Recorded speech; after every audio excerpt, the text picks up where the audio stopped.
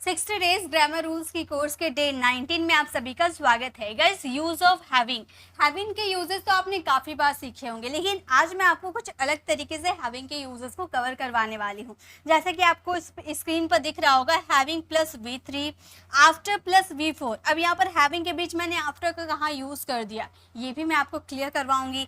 Having to, having कॉजेशंस, ये मैंने अभी तक आपको नहीं करवाया है। हैविंग सेड दैट, हैविंग का यूज करते फूड या ड्रिंक में, हैविंग का यूज करते पोजीशन के लिए। तो ये सारे यूजेस मैं आज आपकी इस वीडियो में आपको कवर करवाने वाली हूँ। तो चलिए वीडियो को स्टार्ट करते हैं। सो फर्स्ट यूजेस है हमारे हैविंग प्लस V3। अब हैविंग प्लस V3 का यूज हमारी स्पोकन इंग्लिश में बहुत ही ज्यादा किया जाता है। मैंने यहाँ पर हैविंग के वैसे यूजेस अगर आप देखने जाओ तो बहुत सारे यूजेस होते हैं, लेकिन मैं इस वीडियो में आपको वही सारे यूजेस करवाने वाली हूँ जो कि स्पोकन इंग्लिश में वाकई हमें यूज करने को मिलते हैं। तो हैविंग प्लस V3 का मतलब होता है के बाद। अब बाद की बात करो तो आपके माइंड में आफ्टर का यूज आ जाएगा ना, कि आफ्टर का यूज भी तो हम करते हैं के बाद के सेंस में। तो गाइस बिल्कुल हम आफ्टर प्लस V4 का भी यूज कर सकते हैं हैविंग V3 को रिप्लेस कर। तो हैविंग V3 सीखना ही क्यों है, आफ्टर प्लस V4 का यूज करके हम बना लेंगे। तो गाइस देखिए, जैसे हिंदी बोलने के कई तरीके होते हैं। जैसे मैं एक सेंटेंस आपको बोल रही हूँ, क्या तुम कुछ कर रहे हो, कुछ कर रहे हो क्या। अब देखिए ये दोनों तरीका मैंने अलग कर दिया। एक सेंटेंस में मैंने स्टार्टिंग में क्या लगा दिया, दूसरे सेंटेंस में मैंने लास्ट में क्या लगाया। यानी कि हमारे हिंदी वाले सेंटेंसेस बोलने के तरीके अलग अलग होते हैं, वैसे इंग्लिश वाले सेंटेंसेस भी बोलने के तरीके अलग अलग होते हैं। हालांकि हिंदी मीनिंग सेम निकलता है, लेकिन बनाया अलग अलग तरीके से जाता है। तो सीखने की क्या जरूरत है गाइस। अगर आपको कोई सेंटेंसेस इसमें हैविंग प्लस V3 आपको देखने को मिल जाए तो आप तो कंफ्यूज हो जाओगे, क्योंकि आपने याद किया है आफ्टर प्लस V4। तो हैविंग प्लस V3 क्या आप समझ पाओगे, नहीं समझ पाओगे। इसलिए आपको ये सीखना बहुत ही ज्यादा जरूरी है। तो हैविंग मैं आपको दोनों यूजेस बताऊंगी, having plus V3, after plus V4, दोनों तरीका बताऊंगी कि कैसे आपको यूज करने हैं। जैसे is used to English to express action that occur before another action or specific point in the past। ये जनरली इसमें दो सेंटेंसेस आपको मिलेंगे। एक सेंटेंस के करने के बाद दूसरा सेंटेंस होगा। होमवर्क करने के बाद रोहन खेलने गया। तो इसमें हमारा पहला सेंटेंस हुआ होमवर्क करने के बाद, और दूसरा हो गया रोहन खेलने गया। तो दो सेंटेंसेस है यहाँ पर। पहला एक्शन हुआ होमवर्क करना, पहला एक्शन हुआ, उसके जस्ट बाद दूसरा एक्शन हो गया रोहन खेलने गया। तो ऐसे सेंटेंसेस में के बाद लगाकर हम सेंटेंसेस को जोड़ दिए, उसके लिए हैविंग प्लस V3 का यूज करेंगे। तो फर्स्ट में आपको हैविंग प्लस V3 यूज करना है। आपको बोलना है हैविंग फिनिश्ड हर होमवर्क, मतलब अपना होमवर्क खत्म करने के बाद यहाँ पे रोहन होगा, ओके, और यहाँ पर हीज होगा, ओके। हम बोलेंगे having finished his homework Rohan went to play. मान लो यहाँ पे गर्ल की बात करते तो यहाँ पर हर का यूज करते, और यहाँ पर मान लो गर्ल का यूज कर देते Riya, okay. Having finished his homework Rohan went to play, homework complete करने के बाद रोहन खेलने गया। अगर इसका आफ्टर करके यूज करते तो हमारा सेंटेंस क्या होता, हमारा सेंटेंस बनता आफ्टर, और फिनिश का फोर्थ फॉर्म यूज होता फिनिशिंग का यूज करते, ठीक है। तो हमारा सेंटेंस हो जाता है after finishing his homework Rohan went to play, okay. तो हैविंग प्लस V3 आपको यूज करने हैं, या तो आप उसको रिप्लेस कर आफ्टर प्लस V4 का यूज कर सकते हो, लेकिन दोनों यूजेस जानना जरूरी है, कहीं भी किसी का यूज करना पड़ सकता है। वर्षों तक शहर में रहने के बाद उन्होंने ग्रामीण इलाकों में जाने का फैसला किया। तो यहाँ पे फर्स्ट सेंटेंस, वर्षों तक शहर में रहने के बाद उन्होंने ग्रामीण इलाकों में जाने का फैसला किया। तो ये सेंटेंसेस को हम बोलेंगे, तो हमारा सेंटेंस हो गया having lived in the city for years, मतलब वर्षों तक शहरों में रहने के बाद they decided to move to the countryside यानी कि ग्रामीण इलाकों। कंट्री साइड यानी कि होता है जो शहर और गांव दोनों मिलाकर एक होता है ना, वहां पे जनरली गांव ही आप समझ लो, उसे हम कहते हैं कंट्री साइड, ओके। तो यहाँ भी आप हैविंग प्लस V3 यूज किए, यहाँ पर आफ्टर प्लस V4 का भी यूज कर सकते थे। चलिए नेक्स्ट यूजेस देखते हैं। नेक्स्ट है हमारा हैविंग टू। हैविंग टू का मतलब होता है करना पड़ता है, मतलब कोई काम आपको करना पड़ता है। अब आप बोलोगे मैम आपने गलत बोला, हैविंग का यूज मतलब होता है करना पड़ रहा है। वो भी सही है, पढ़ रहा है भी आप बोल सकते हो, और पढ़ता है भी आप बोल सकते हो। जनरली हम जानते हैं कि पढ़ता है के लिए हम आई हैव का यूज करते हैं, है ना, हैव टू का यूज करते हैं। देखिए सेंटेंसेस देखिए वो भी मैं आपको क्लियर करवा दूंगी। यूज टू एक्सप्रेस ऑब्लिगेशन और नेसेसिटी।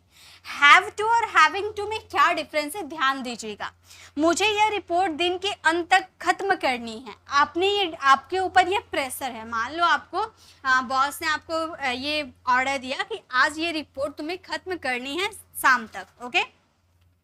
तो अब ये आपके ऊपर दबाव है, आपके ऊपर फोर्स है किसी का, आपके बॉस ने आपके ऊपर फोर्स दिया तो आपको ये काम खत्म करनी ही है, तो वहां पे आप यूज करोगे हैविंग टू। और इसका मतलब आप हैव टू का मतलब क्या होता है कि कोई काम करनी है लेकिन वो मुझे ऐसा लगता है कि मैं अगर आज ये काम कर लेती हूँ तो मैं कल दूसरा काम कर लूंगी। तो ये सेंटेंसेस में अगर आपके ऊपर बाहरी कोई एक्सटर्नल प्रेशर हो, कोई दूसरे कोई आपके ऊपर ये प्रेशर दे रहा है कि ये तुम्हें काम आज शाम तक खत्म करनी है, तो वहाँ हैविंग टू का यूज करना। लेकिन आप सोच रहे हो कि नहीं आज मुझे ये काम खत्म कर लेनी, खुद से आपको लगता है ऐसा कि मुझे आज ये काम खत्म कर लेनी है ताकि मैं कल दूसरा काम कर लूंगी, तो यहाँ पर हैव टू का यूज करेंगे। ये छोटा सा बारीक सा डिफरेंस है, ये आप ध्यान रखिएगा। जनरली आप हैव टू का भी यूज कर सकते हो। I am having to finish this report by the end of the day. अगर आप यहाँ पर हैव टू का भी यूज करते हो तो कोई दिक्कत नहीं है, बस मैंने आपको थोड़ा सा एग्जाम्पल के थ्रू बता दिया। जैसे हमें अनएक्सपेक्टेड खर्चों के लिए पैसे बचाने पड़ रहे हैं, इससे आपको ये क्लियर हो गया कि हैविंग टू का ही यूज करेंगे। तो हमारा ये सेंटेंसेस हो जाएगा we are having to save money for unexpected expensives. तो हमारा सेंटेंस हो गया we are having to save money for unexpected expensives, यानी कि हमें अनएक्सपेक्टेड खर्चों के लिए पैसे बचाने पड़ रहे हैं। नेक्स्ट हमारा देखिए, नेक्स्ट हम यूज करेंगे हैविंग का कॉजेशंस। कॉजेशंस का मतलब कारण जिसका है उसका प्रभाव भी पड़ता है, इफेक्ट भी पड़ता है। जैसे कि used to indicate the cause and effect relationship. जैसे कि धूम्रपान स्वास्थ्य पर नकारात्मक प्रभाव डालने के लिए जाना जाता है। ये कॉज है जिसका प्रभाव पड़ता है हेल्थ पर। ये धूम्रपान करने से इसका हम जानते हैं कि अगर हम धूम्रपान करेंगे यानी कि ये धूम्रपान हमारा कारण है जिसका प्रभाव हमारी हेल्थ पर पड़ता है। ठीक है, हम कोई एक्शन कर रहे हैं जिसका प्रभाव हमारे ऊपर पड़ता है, यानी कि कॉज भी है और इफेक्ट भी है। वैसे सेंटेंसेस को बनाने के लिए भी हम हैविंग का यूज करते हैं। Smoking is non for having negative effects on health. Smoking is known for having negative effect on health, मतलब धूम्रपान स्वास्थ्य पर नकारात्मक प्रभाव डालने के लिए जाना जाता है। कॉज है, ये कारण है जिसका प्रभाव हमारी हेल्थ पर पड़ता है। ओके, प्रदूषण पर्यावरण पर हानिकारक प्रभाव डालने के लिए कुख्यात है, नोटोरियस। कुख्यात मीन्स नोटोरियस।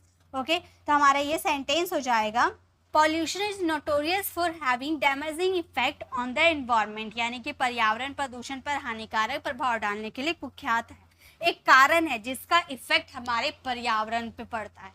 ओके, चलिए नेक्स्ट देखिए। नेक्स्ट अब हम बात करेंगे having said that. Having said that का यूज किया जाता है is a transitional experience used to English to introduce a contrasting or qualifying statement for making a previous point। यानी कि ये कॉन्ट्रास्ट बताता है, यानी कि अपोजिट होता है, विरोधाभास होता है। इनमें दो सेंटेंसेस होते हैं, दोनों सेंटेंसेस एक दूसरे से थोड़े अपोजिट होते हैं, यानी कि कॉन्ट्रास्ट होते हैं। जैसे मैं आपकी कड़ी मेहनत की सराहना करता हूँ, एक तरफ तो आपने उसकी तारीफ कर दी, लेकिन इतना मतलब पर इसके बावजूद भी आपने कई गलतियां की। एक तरफ आपने उसकी तारीफ कर दी, दूसरी तरफ आपने उसकी गलतियां भी गिना दी। तो ये एक तरह से कॉन्ट्रास्ट है, यानी कि विरोधाभास है, ऑपोजिट है। तो ऐसे वाले सेंटेंसेस में आप हैविंग सेड दैट का यूज करते हैं।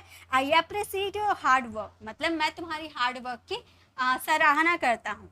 बट हैविंग सेड दैट, लेकिन इसके बावजूद भी यू मेड मैनी मिस्टेक्स, आपने बहुत सारी गलतियां की हैं। ओके, रेस्टोरेंट एक शानदार मेन्यू है, रेस्टोरेंट में एक शानदार मेन्यू है, इसके बावजूद भी सेवा में सुधार किया जा सकता है। एक तरह से आपने उसकी तारीफ कर दी कि रेस्टोरेंट में एक अच्छा मेन्यू है, दूसरी तरह आपने उसका अपोजिट कर दिया कि इसमें अभी सेवा में सुधार होना बाकी है, मतलब इसमें सुधार किया जा सकता है। तो इस सेंटेंसेस को हम बोलेंगे, हमारा सेंटेंस हो गया the has a fantastic menu, having said that the service could be improved, मतलब इसमें सुधार किया जा सकता है। तो इस तरह से आप इसे समझोगे, मतलब ये एक दूसरे से अपोजिट होते हैं, कॉन्ट्रास्ट होते हैं। एक तरह से आपने उसकी तारीफ कर दी, दूसरी तरह से उसमें कोई ना कोई आपने कमी भी निकाल दी। ओके, नेक्स्ट देखिए, नेक्स्ट हम हैविंग का यूज करेंगे फूड या ड्रिंक के सेंस में, यानी कि खाने पीने के सेंस में भी हम हैविंग का यूज करते हैं, ये मैंने आपको कवर करवाया है।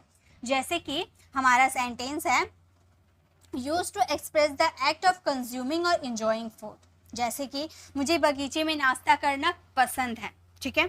तो यहाँ पर नाश्ता करना यानी कि having breakfast. I love having breakfast in the garden. Having का यूज यहाँ पर खाने के सेंस में हुआ है। हम यहाँ पर ईटिंग का भी यूज कर सकते थे, I love eating breakfast in the garden.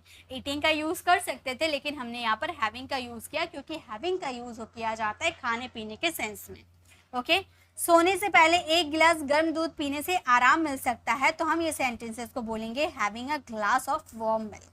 Having a glass of warm या हॉट मिल्क का भी यूज कर सकते हो, ठीक है। गर्म दूध यानी कि warm milk before bed can be relaxing. तो हमारा सेंटेंस फ्रेम हो गया having a glass of warm milk before bed can be relaxing. सोने से पहले एक गिलास गर्म दूध से आराम मिल सकता है। ओके, नेक्स्ट देखिए, हैविंग का यूज किया जाता है पोजीशन शो करने के लिए। जनरली हम पोजीशन की बात करते हैं, यानी कि पास है का सेंस का। तो पास है की बात करते हैं तो वहां पर हम हैव का यूज करते हैं। तो आप हैव की जगह आप हैविंग का भी यूज कर सकते हो, लेकिन कई बार सिचुएशन ऐसे आ जाते हैं जहां पर आप पास है के सेंस में हैव का यूज ना करके वहां पर आपका हैविंग का ही यूज किया जाता है। एग्जाम्पल के थ्रू बताती हूँ। यूज टू इंडिकेट पोजीशन और ऑनरशिप, यानी कि अधिकार की बात करेंगे। मेरे पास एक स्मार्टफोन है, आई एम हैविंग अ स्मार्टफोन। या फिर आप ये सेंटेंसेस को बोल सकते हो आई हैव अ स्मार्टफोन। आपने काफी बार ऐसे ही सेंटेंसेस देखा होगा, आई हैव अ स्मार्टफोन, ये भी करेक्ट है। लेकिन सेकंड सेंटेंस देखिए, मुझे पालतू जानवर रखने में कोई आपत्ति नहीं है, ठीक है। तो ये सेंटेंसेस को पहले हम फ्रेम करते हैं, उसके बाद मैं आपको क्लियर करवाती हूँ। ये सेंटेंस को बोलेंगे I don't mind. Okay, I don't mind having a pet. Having a pet, मुझे पालतू जानवरों को रखने में कोई आपत्ति नहीं। लेकिन आप यहाँ पर हैविंग का यूज किए, यहाँ पे आप सोचोगे कि हैव अ पेट का यूज कर दे तो क्या ये सही हो जाएगा? जी नहीं, आपको माइंड के बाद हैविंग का ही यूज करना है। I don't mind having a pet, यहाँ पर हैविंग का ही यूज होगा। हैव का यूज यहाँ पास रहने के सेंस में नहीं होगा। आप बोलोगे मैम यहाँ पास होने का सेंस ही कहाँ आ रहा है? तो गाइस, मुझे पालतू जानवर रखने में कोई आपत्ति नहीं है, यानी कि पास रखने में कोई आपत्ति नहीं है। आपका जो मीनिंग निकल रहा है वो पास, यानी कि अधिकार का मीनिंग निकल रहा। तो यहाँ पर आप हैव का यूज ना करके आपका जरूरी है कि आप वहां पर हैविंग का ही यूज करें, ठीक है। फर्स्ट वाले सेंटेंस में आप हैव का यूज करो या हैविंग का यूज करो, दोनों ही करेक्ट है, लेकिन सेकेंड सेंटेंस में हैविंग का ही यूज करना है। तो ये आज के इस वीडियो में मैंने आपको ये सारे यूजेस करवाए हैं। ये जैसा आपको स्क्रीन पर दिख रहा हो, ये सारे यूजेस मैंने करवाए। देखिए, मैंने इससे पहले भी हैविंग की क्लास में करवा रखी हूँ, तो उसमें मैंने कुछ अलग अलग यूजेस बताए, इनमें कुछ अलग अलग यूजेस बताए। तो अगर आपको वो भी हैविंग के वीडियो को देखना है तो लेफ्ट साइड क्लिक करके आप हमारे पहले वाले हैविंग के यूजेस को सीख सकते हो।